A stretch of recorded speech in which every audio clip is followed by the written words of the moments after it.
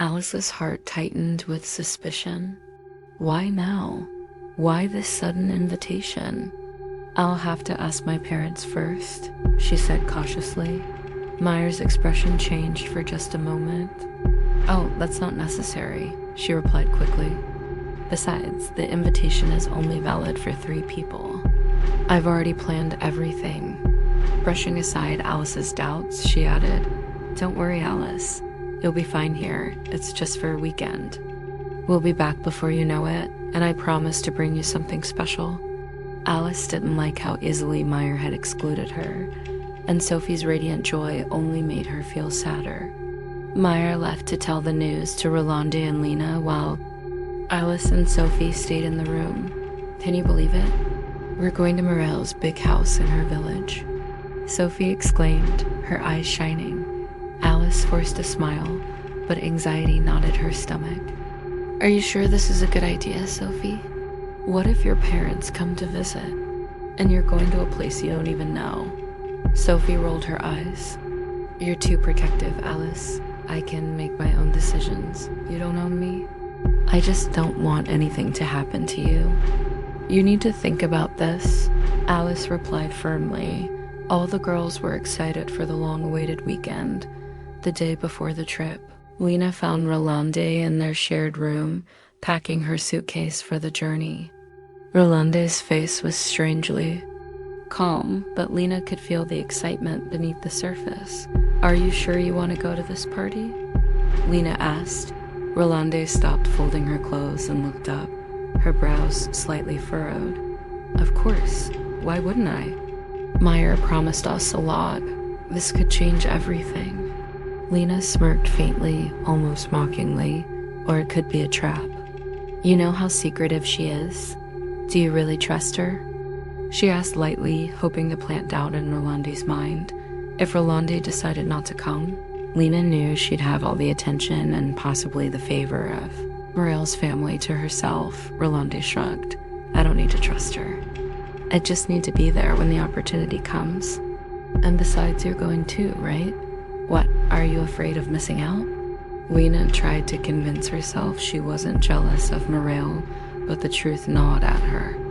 This was her chance to shine, to finally steal the spotlight. I just don't want you to regret it. That's all, she said carefully. We don't even know if what Mire says is true. Rolande's lips curved into a sly smile. I could say the same to you. You're afraid, aren't you? Afraid that I'll be the one who makes the right connections, not you. You've always wanted to be like Mire, at the center of attention. I see the way you look at her. You think this party is your golden ticket, don't you? Lena was losing control of the conversation, and Rolande could see right through her. Fine, Lena said sharply, but don't say I didn't warn you. On Thursday morning, the day of departure, Alice watched as Sophie left with Mireille, Rolande, and Lena toward the village. Something deep inside her screamed that this was a bad idea, a very bad idea. During the drive, Lena admired the hills and forests along the road, imagining the life she could have if she made the right connections at the party. Finally, they reached Mireille's village, but instead of stopping, Mireille kept driving, leaving the houses behind and heading deeper into the forest at last. They arrived at Mireille's home, an enormous mansion hidden deep in the woods. It was far larger than they had imagined, surrounded by towering trees, the only building in sight. Mireille, this place is beautiful, Sophie said, eyes wide. I didn't know your family was this rich, Rolande added, impressed. Mireille smiled, but her eyes stayed distant. Welcome, boomed a deep voice. A smiling man embraced Mireille warmly before turning to the others. You must be Sophie, Rolande, and Lena. I'm so glad Mireille brought you here. The girls exchanged nervous glances, but his kindness was reassuring. They followed him inside. The mansion was immaculate, and despite its isolation, its luxury was undeniable. Lena couldn't help but ask, and where's Mireille's mother? The man chef Thomas beamed with pride. Oh, she's abroad, my dear. But don't worry, she arrived tomorrow night with the president's advisor, just in time for the party. You'll meet her soon. The girls smiled at the thought of meeting such influential people. Everything seemed perfect too perfect. You see, Mireille is my only daughter, Chef Thomas continued, his voice soft with affection. I love her more than anything in the world, and I've made sure she has everything she desires. That's why I asked her to invite you here to have fun, to relax before the big celebration. I want you to feel at home. They nodded, gradually. Feeling reassured, then Chef Thomas gestured toward two silent men standing nearby. Just one small rule, he added casually. No phones during your stay. No phones? Lena repeated, frowning. Chef Thomas laughed and waved off her concern. Yes, no. Phones. I want you to disconnect, to truly enjoy the beauty of the mansion. You'll see, it will be freeing. I've already arranged for the network to be blocked in the area within hours to avoid distractions. Rolande and Lena exchanged an uneasy look. Sophie seemed surprised, but shrugged after all. It was only for the weekend, right? But as Chef Thomas kept talking, Sophie felt her phone vibrate in her pocket, an incoming call from Alice. Without thinking, she excused herself. I'll just take this quickly, she said, stepping away. Alice, we've arrived in Mireille's village. You wouldn't believe how beautiful it. Before she could finish, one of the silent men suddenly appeared beside her and held out his hand. Sorry, miss, he said firmly but politely. Orders from the chef, no phones. Sophie froze, reluctantly handing over her phone. She only had time to tell Alice they had arrived before the man ended the call and walked away with it. When Sophie returned to the living room, she saw Lena and Rolande also handing their phones to the guards. Something felt wrong, but she stayed, silent to avoid spoiling the mood.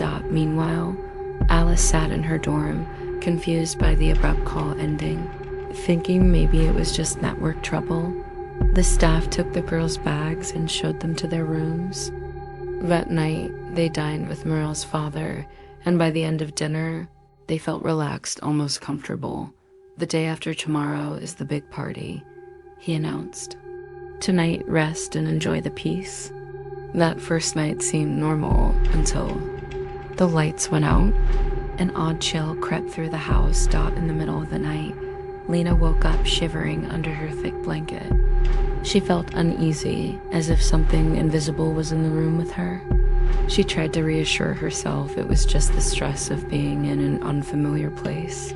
The next morning, Mireille was gone. She's probably in town helping with preparations, Sophie said, unconcerned. But as the day passed, Meyer still didn't return. And when the girls asked Chef Thomas about her, his answers were vague. That evening, things felt even stranger. The party was supposed to be the next day, yet there were no signs of preparation, no guests, no decorations, no staff bustling about. When Lena dared to ask one of the maids, the woman seemed uneasy. Don't worry, everything is in progress, she said quickly, avoiding eye contact. Before hurrying away, Lena's discomfort deepened. You're imagining things, Rolande said, lounging in a chair. Her family's rich, maybe they do everything last minute. You'll see. But that night, the whispers began. The next morning, Meyer woke up before everyone else. She dressed quickly, packed a small, elegant travel bag, and put on a wide-brimmed hat. By the time Sophie and Lena were ready, Rolande was already waiting outside with her suitcase. The taxi pulled up in front of the dorm, its trunk open, and the driver stepped out to help with the luggage. Alice watched from the window as the three girls, Sophie, Lena, and Rolande, laughed and hugged Meyer before getting into the taxi. She waved half-heartedly, an uneasy feeling tightening her chest. Something about all of this felt wronged out. The trip to Meyer's village was long but lively. Meyer kept telling stories about her supposed childhood, her father's businesses, the the huge house they would be staying in and how the party would be the most unforgettable night of their lives. By the time they arrived, the sun was setting. The taxi drove through a dusty road surrounded by thick, silent forest before stopping in front of a large, old wooden gate. The gate creaked as it opened, revealing a tall, rundown mansion that looked nothing like the luxurious villa they had imagined. The walls were faded, and the windows seemed covered in dust. "Is this your home?" Lena asked hesitantly. Meyer smiled, but her eyes were cold. "It's just our family's countryside retreat. The party is tomorrow, in another location." Inside, the air was heavy with the smell of damp wood and something else, something metallic. They set down their bags in a dimly lit living room where an old fireplace stood, cold and unused.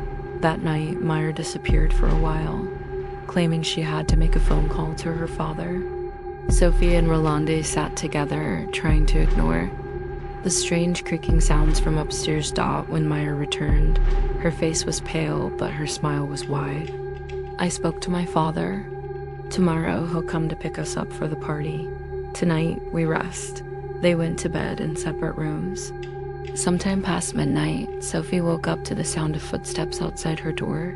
She sat up, listening. The steps stopped, then a slow knock echoed through the hallway.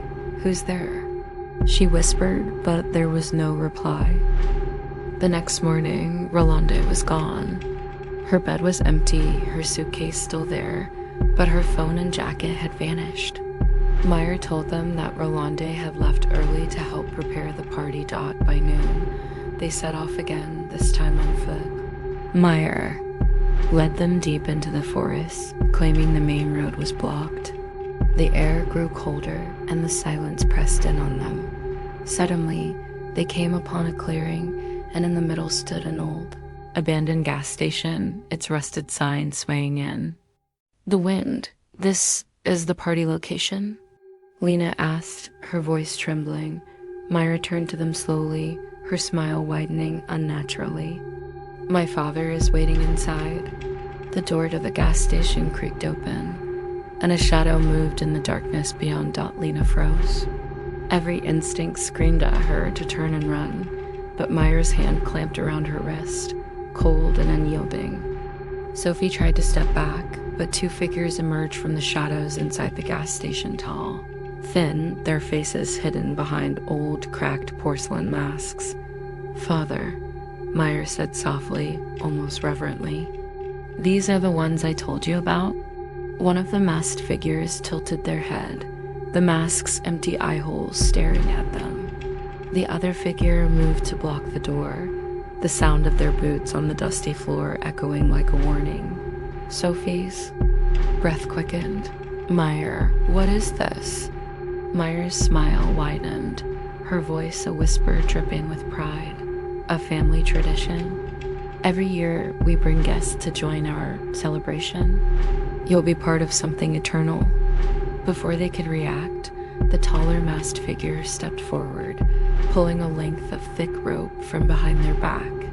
Sophie and Lena turned to flee, but the forest path they'd come from now seemed impossibly dark. The air heavy with the sound of rustling leaves, too loud, too deliberate.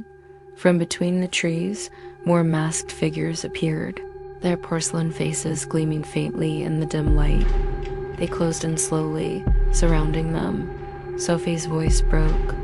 "Meyer, please." But Meyer simply tilted her head, her hat casting a shadow over her eyes. "Don't worry.